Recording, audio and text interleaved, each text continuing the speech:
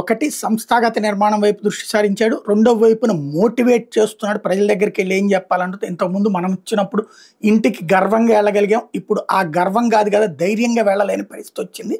అదే సందర్భంలో ప్రభుత్వం మీద తీవ్ర వ్యతిరేకత వచ్చింది. అది కవర్ చేసుకోవడానికే కుంభకోణాలంటూ నాటకాలు ఆడుతున్నారు.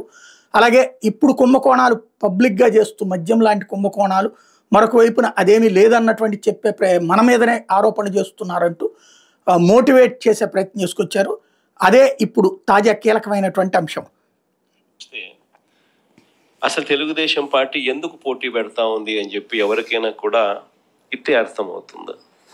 తిరుపతి రూరల్కి సంబంధించి చంద్రగిరి నియోజకవర్గంలో, అంటే చంద్రబాబు నాయుడు సొంత నియోజకవర్గం, చంద్రబాబు నాయుడు ఇల్లు ఎక్కడుందంటే ఇక్కడే, ఇదే చంద్రగిరి నియోజకవర్గంలోనే చంద్రబాబు నాయుడు ఇల్లు.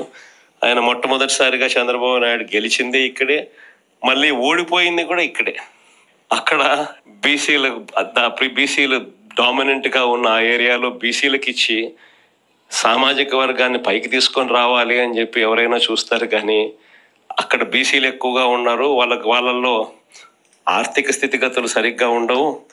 కాబట్టి ఈయనైతే ఆర్థికంగా సౌండ్గా ఉంటాడు, బీసీలను ఎప్పుడు కూడా తొక్కి పెట్టచ్చు అని చెప్పి అక్కడికి పోయి అక్కడ పాగా వేసినాడు. నిజంగా ఏ తెలుగుదేశం కార్యకర్త కూడా ఈ మాట చెప్పిన జగను, మరి బీసీల నియోజకవర్గం కదా చంద్రగిరి, మరి రెడ్డికి ఎట్లా ఇస్తున్నారు? ఇదివరకు ఇచ్చినా ఇప్పుడు ఇచ్చినా ఇక్కడే అసలు సీను. ఆయనకి చెప్పారు కరెక్టే, ఈయనేంటి ఇళ్ళకి వెళ్ళి వాళ్ళ గ్రామాలలో వాళ్ళు తిరుగుతూ వాళ్ళ గ్రామాలలో ఉన్న ప్రజల ఇళ్ళకు వెళ్ళి బాగున్నారా మీరు అని పలకరించే ధైర్యం చంద్రబాబు నాయుడు గారికి సంబంధించిన ఏ కార్యకర్తకు లేదు. కారణం, చంద్రబాబు నాయుడు గారికి సంబంధించిన ఏ కార్యకర్త అయినా కూడా ప్రజల్లోకి వెళ్ళి వాళ్ళ ఇళ్ళ దగ్గరికి వెళ్తే ప్రతి ఒక్కరికి కూడా వెన్నులో భయమే. చివరికైతే నా అక్క చెల్లెమ్మలందరూ పొద్దుటూరు నుంచి ఎదురు చూస్తూ ఉన్నారు, కడప నుంచి ఎదురు చూస్తూ ఉన్నారు. ఏదో ఉచితంగా బస్సు వస్తుంది, ఏదో విశాఖపట్నం పోయి రావచ్చు కదా, పొద్దున పోయి సాయంత్రానికి వెనక్కి రావచ్చు కదా అని చెప్పి అటువంటి చిన్న చిన్నవి కూడా పట్టించుకోవడంలా. ఇందులో స్పెషల్ ఏంటంటే ఆ ఛాయిసే లేదు. ఆల్రెడీ చంద్రబాబు చెప్పింది పల్లె వెలుగు, అది ఆ జిల్లాలో మాత్రమే, బయట కాదు. అని కూడా దిక్కులేని పరిస్థితిలో ఈరోజు రాష్ట్రంలో పరిపాలన సాగుతూ ఉంది. మరోవైపున చూస్తే వ్యవస్థలన్నీ పూర్తిగా విధ్వంసం. మొన్నటిదాకా వైఎస్ఆర్ కాంగ్రెస్ పార్టీ ఉన్నంత వరకు గవర్నమెంట్ బడులలో పిల్లలకు గవర్నమెంట్ బడులకు పోయేదానికి గర్వంగా ఉండేది.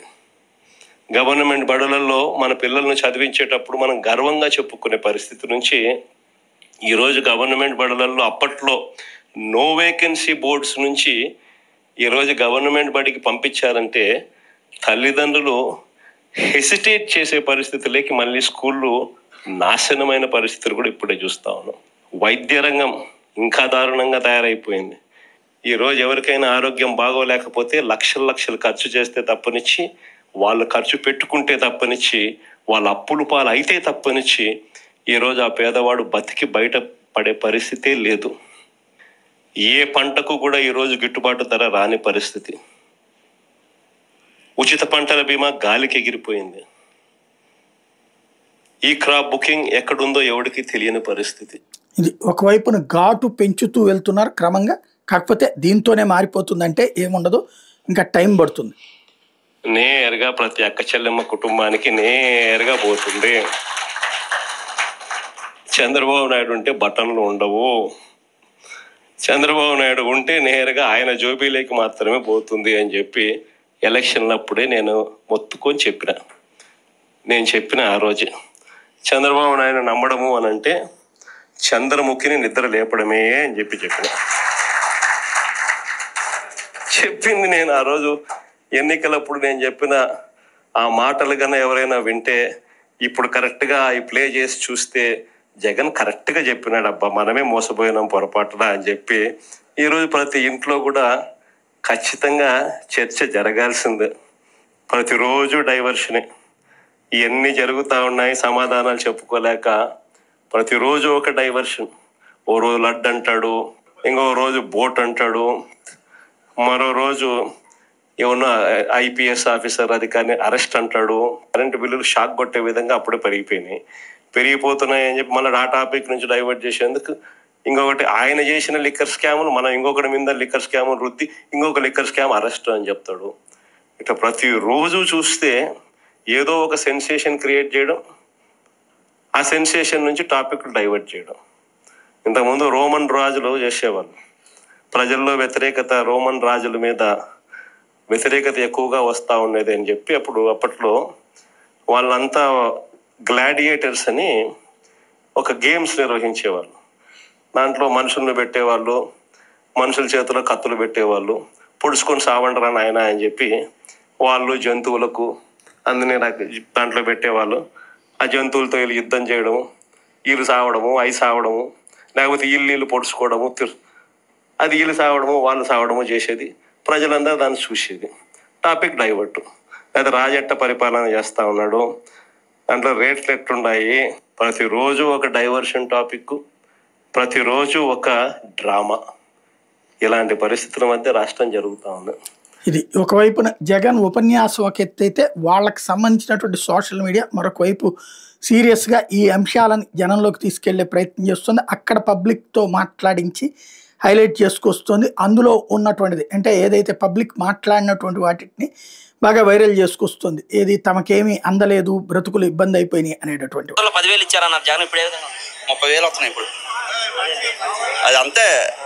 జగన్ 10,000 ఇచ్చాడు, 20,000 ఇస్తున్నాడు. ఎక్స్ట్రా మాకు మంచితనం చూసి ఇంక 10,000 ఎక్స్ట్రా ఇస్తున్నారు. ఇవ్వట్లేదు ఇచ్చేవాళ్ళు ఇస్తున్నారు, వాళ్ళు చెప్తారు. ఇవ్వడం వాళ్ళు చెప్తారు. ఇప్పుడు నచ్చడం వాళ్ళు ఏం చెప్తారు, బురద చల్లుతాం చూస్తారు. ఇప్పుడే డ్రీమ్ ఇండియాలో 10,000 ఆటోకి ఇచ్చి 10,000 కట్టి వస్తున్నా. ఇంకా 10,000 జీవలో ఉన్నాయి. వెటకారం ఏమన్నా కొనదు అదే ఉంచుకుని పోయేటట్టు ఉంది. పాలు ఇచ్చిన రోజు పెట్టి దున్నపోతు కొనుక్కున్నట్టు ఉంది. సూపర్ 6 పథకాలు చెప్పారు, అన్ని 6లేగా. బౌండరీ దాటిపోతున్నాయి. ఐపీఎల్ అన్ని అవే 6లుగా. సన్ రైజర్ మనకు గెలిచింది ఎందుకన్నా ఈ సూపర్ 6 వల్ల గెలిచింది. ఇది ఈ టైపులో తీవ్ర స్థాయిలో పెంచుకుంటూ వెళ్తున్నారు.